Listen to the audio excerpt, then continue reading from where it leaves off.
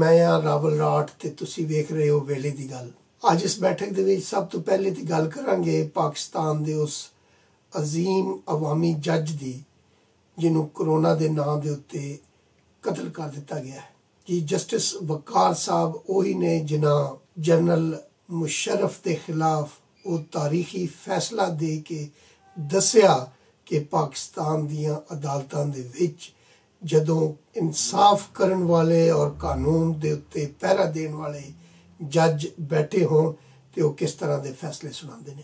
ਵਕਾਰ ਸਾਹਿਬ ਬਾਰੇ ਦੱਸਿਆ ਗਿਆ ਹੈ ਕਿ ਉਹ ਕਰੋਨਾ ਦੇ ਨਾਲ ਫੌਤ ਹੋ ਗਏ ਨੇ।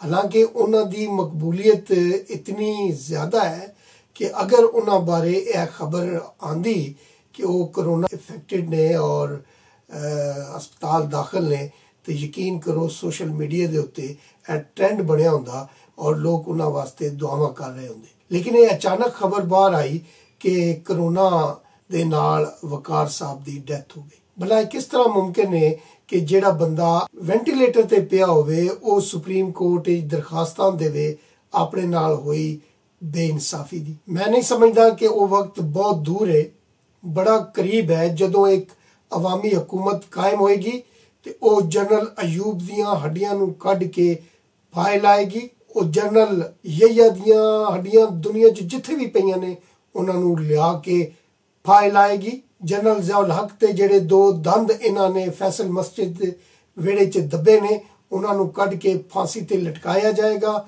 ਜਨਰਲ ਮੁਸ਼ਰਫ ਭਾਵੇਂ ਜਿੱਥੇ ਮਰਜ਼ੀ ਦੱਬਿਆ ਜਾਏ ਉਸ ਦੀ ਕਬਰ 'ਚੋਂ ਹੱਡੀਆਂ ਕੱਢ ਕੇ ਲਿਆਂਦੀਆਂ ਜਾਣਗੀਆਂ ਔਰ ਉਹਨਾਂ ਨੂੰ ਉਸੇ ਤਰੀਕੇ ਨਾਲ ਜਿਸ ਤਰ੍ਹਾਂ ਕਿ ਵਕਾਰ ਸੇਠ ਸਾਹਿਬ ਲਿਖ ਗਏ ਨੇ ਉਸੇ ਅੰਦਾਜ਼ ਨਾਲ ਤਰੂਕ ਕੇ ਔਰ ਉਹਨੂੰ ਫਾਇਲ ਲਾਇਆ ਜਾਏਗਾ ਔਰ ਵਕਾਰ ਸਾਹਿਬ ਦੇ ਇਸ ਕਤਲ ਦੀ ਤਹਿਕੀਕਾਤ ਕੀਤੀ ਜਾਏਗੀ ਔਰ ਜਿਹੜੇ ਜਰਨੈਲ ਇਸ ਕਤਲ ਦੇ ਪਿੱਛੇ ਨੇ ਉਹਨਾਂ ਨੂੰ ਜੇ ਜਿਉਂਦੇ ਹੋਏ ਤੇ ਉਸੇ ਤਰ੍ਹਾਂ ਫਾਂਸੀ ਤੇ ਲਟਕਾਇਆ ਜਾਏਗਾ ਜਿਸ ਤਰ੍ਹਾਂ ਬਾਕੀ ਦੇ ਸ਼ਬ ਖੂਨ ਮਾਰਨ ਵਾਲੇ ਜਰਨੈਲਾਂ ਨੂੰ। ਅਗਰ ਉਹ ਮਰ ਗਏ ਤੇ ਉਹਨਾਂ ਦੀਆਂ ਕਬਰਾਂ ਵੀ ਖੱਟ ਕੇ ਹੱਡੀਆਂ ਨੂੰ ਲਟਕਾਇਆ ਜਾਏਗਾ। ਹੁਣ ਗੱਲ ਕਰਦੇ ਹਾਂ ਸਵਾਤ ਵਿੱਚ ਹੋਏ ਨੂਨ ਲੀਗ ਦੇ ਜਲਸੇ ਦੀ। ਜਿਸ ਤਰ੍ਹਾਂ ਸਰਕਾਰ ਦੇ ਵਜ਼ੀਰ ਤੇ ਉਹਨਾਂ ਦੇ ਯੂਟਿਊਬਰ ਤੇ ਉਹਨਾਂ ਦੇ ਸੋਸ਼ਲ ਮੀਡੀਆ ਟੀਮ ਨੇ ਮਰੀਮ ਨਵਾਜ਼ ਦੇ BBC ਨਾਲ ਹੋਈ ਗੱਲਬਾਤ ਉਹਨਾਂ ਨੇ ਡੀਲ ਮੰਗ ਲਈ। ਇਹ ਡੀਲ ਤੇ ਉਹ ਸੀ ਜਿਹੜੀ ਇਹਨਾਂ ਪਹਿਲੇ ਕੀਤੀ ਸੀ ਜਦੋਂ ਇਹ ਸਾਊਦੀ ਅਰਬ ਗਏ ਸਨ, ਜਿਸ ਨੂੰ ਇਹ ਓਨ ਹੀ ਨਹੀਂ ਸਨ ਕਰਦੇ ਤੇ ਨਾ ਹੀ ਇਹਨਾਂ ਨਾਲ ਡੀਲ ਕਰਨ ਵਾਲੇ ਲੋਕ ਓਨ ਕਰਦੇ ਸਨ। ਹੁਣ ਜੇ ਅਗਰ ਨੂਨ ਲੀਗ ਡੀਲ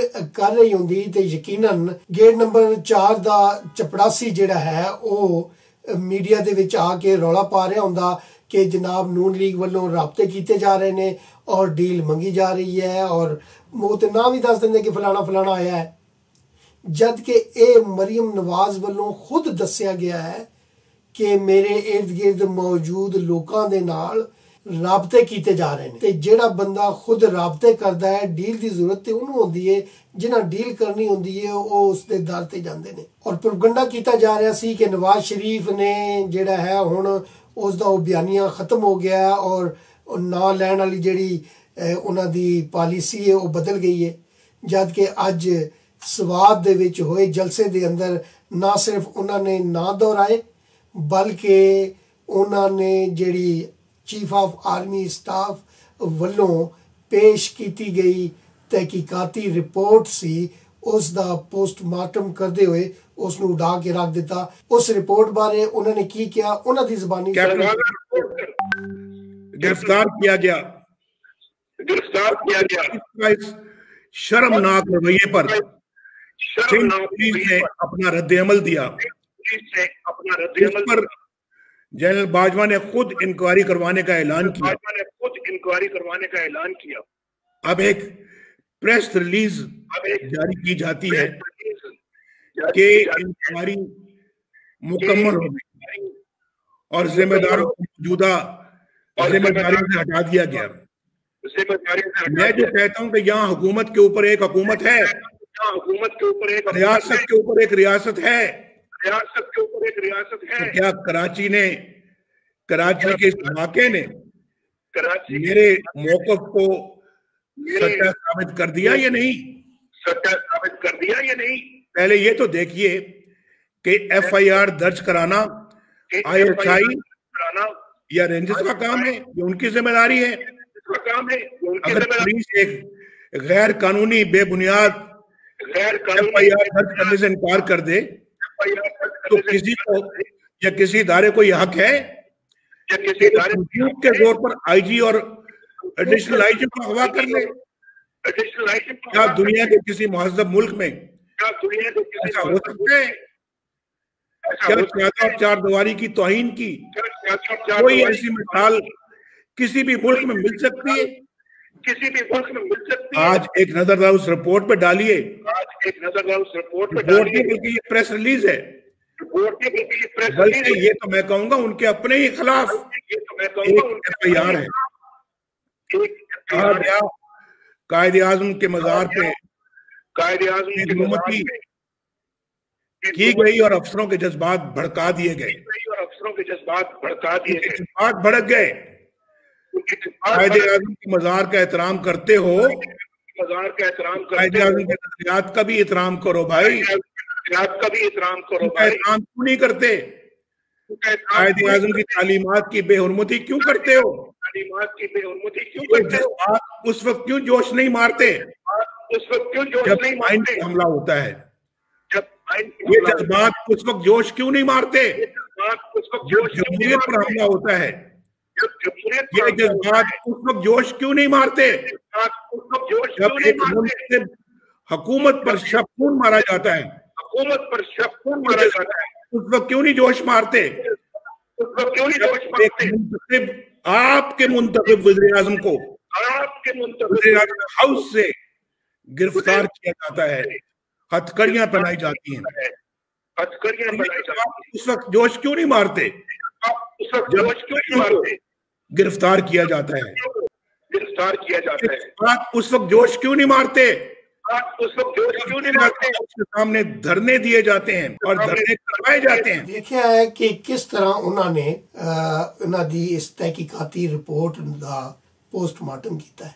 एक ਇਹੋ ਜਿਹਾ ਬੰਦਾ ਜਿਸ ਦੀ ਧੀ ਦੀ ਜੇਲ੍ਹ ਦੇ ਵਿੱਚ ਉਹਦੇ ਕਮਰੇ 'ਚ ਵੀਡੀਓ ਖੁਫੀਆ ਕੈਮਰੇ ਲਾ ਕੇ ਵੀਡੀਓ ਬਣਾਈ ਗਈ ਹੋਵੇ, ਇਸ ਹੱਦ ਤੱਕ ਕਿ ਬਾਥਰੂਮ ਦੇ ਅੰਦਰ ਵੀ ਖੁਫੀਆ ਕੈਮਰੇ ਲਾ ਕੇ ਵੀਡੀਓ ਬਣਾਈ ਗਈ ਹੋਵੇ, ਇਸ ਤਰ੍ਹਾਂ ਦੇ ਇੰਤਹਾਈ ਯਾਨੀ ਕਿ ਮੈਂ ਕੀ ਕਹਾਂ ਕਿ ਘਟੀਆ ਤਰੀਨ ਤੇ ਗਲੀਜ਼ ਤਰੀਨ ਲੋਕਾਂ ਦੇ ਨਾਲ ਕੋਈ ਗੈਰਤਮੰਦ ਬੰਦਾ ਕਿਸ ਤਰ੍ਹਾਂ ਡੀਲ ਕਰ ਸਕਦਾ ਹੈ। ਹਾਂ, ਦੂਜੇ ਪਾਸੇ ਇਹ ਦੱਸਦੀ ਹੈ ਕਿ ਉਹ ਕਿਸ ਸਤਹ ਤੱਕ ਜਾ ਸਕਦੇ ਕਿ ਉਹਨਾਂ ਕਿਸੇ ਦੀ ਧੀ ਭੈਣ ਨੂੰ ਦੇ ਬੈਡਰੂਮ ਵਿੱਚ ਅੱਧੀ ਰਾਤੀ FIR ਦੇ ਨਾਂ ਤੇ ਪੁਲਿਸ ਨੂੰ ਅੱਗੇ ਰੱਖ ਕੇ ISI ਦੇ ਤੇ ਰੇਂਜਰ ਦੇ ਜਿਹੜੇ ਅਹਿਲਕਾਰ ਨੇ ਉਹ ਜਾ ਕੇ ਬੂਹਿਆਂ ਨੂੰ ਲੱਤਾਂ ਮਾਰਨ ਔਰ ਲੱਤਾਂ ਮਾਰ ਕੇ ਔਰ ਦਰਵਾਜ਼ੇ ਭੰਨਣ। ਨਵਾਜ਼ ਸ਼ਰੀਫ ਸਾਹਿਬ ਦੀ ਇਸ ਤਕਰੀਰ ਤੋਂ ਬਾਅਦ ਮਰੀਮ ਨਵਾਜ਼ ਨੇ ਤਕਰੀਰ ਕਰਦੇ ਹੋਏ ਜਿਸ ਤਰੀਕੇ ਨਾਲ ਉੱਥੇ ਮੌਜੂਦ ਲੋਕਾਂ ਕੋਲੋਂ ਹਲਫ ਲਿਆ ਹੈ ਕਿ ਇਸ ਜਿਹੜੀ ਨਸਬ ਕੀਤੀ ਗਈ ਹਕੂਮਤ ਹੈ ਇਸ ਦੇ ਖਿਲਾਫ ਧਰਨਾ ਦੇਣ ਵਾਸਤੇ ਇਸਲਾਮਾਬਾਦ ਜਾਓਗੇ, ਤੇ ਸਾਰੇ ਮਜਮੇ ਨੇ ਯਕ ਜ਼ਬਾਨ ਹੋ ਕੇ ਜਵਾਬ ਦਿੱਤਾ। ਅਸਲ ਜੰਗ ਬਾਰੇ ਮੇਰਾ ਖਿਆਲ ਜਾਂਦਾ ਹੈ ਬਹੁਤ ਚਿਰ ਪਹਿਲੇ ਬ੍ਰਿਗੇਡੀਅਰ ਰਿਟਾਇਰਡ ਇਜਾਜ਼ ਅਹਿਮਦ ਨੇ ਆਪਣੇ ਇੱਕ TV ਇੰਟਰਵਿਊ ਵਿੱਚ ਫਰਮਾ ਦਿੱਤਾ ਸੀ ਕਿ ਉਹਨਾਂ ਨੂੰ ਪਰੇਸ਼ਾਨੀ ਕੀ ਹੈ। ਉਹ ਆਪ ਦੱਸਦੇ ਨੇ ਕਿ ਨਵਾਜ਼ ਸ਼ਰੀਫ ਚੌਥੀ ਵਾਰ ਵਜ਼ੀਰ ਆਜ਼ਮ ਬਣ ਸਕਦਾ ਸੀ। ਉਹਨਾਂ ਦੀਆਂ ਗੱਲਾਂ ਤੁਸੀਂ ਉਹਨਾਂ ਦੀ ਜ਼ਬਾਨੀ ਸੁਣੋ। जारी नहीं करना चाहता मियाँ साहब को, तो 3-4 बंदे ना होते तो मियाँ साहब तो चौथी दफा ही प्राइम मिनिस्टर बन जाना था। कौन 3-4 आदमी? आपको भी पता है, मुझे भी पता है, आप मुझे क्यों मरवाना चाहते हैं? 2-3 सेनेटर थे, 2-3 MNA थे। They are the people. इंशाल्लाह उन्होंने कोई आदमी इनकी फैमिली का बाहर रहने नहीं देना।